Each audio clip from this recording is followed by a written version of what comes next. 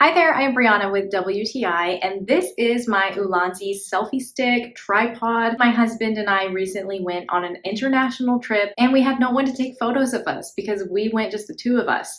And so this is great because you can easily make it into a tripod, and it's very stable. So even like on cobblestones, we used it and it worked great to take photos of ourselves. You use this telescopic handle, and you just slide it out to how long you want it. And when you're using it as a tripod, it is actually really tall, so it can go even above eye level, so it is perfect even for full-length photos.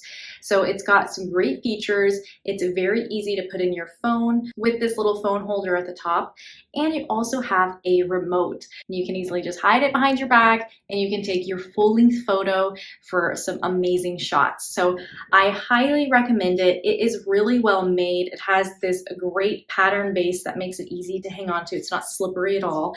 And when you're ready to make it into a tripod, it also just pops out super easy, and you're ready to go. So this is so great if you have a trip coming up. So it worked wonderfully for us, and I can't recommend it enough, but that's just my point of view.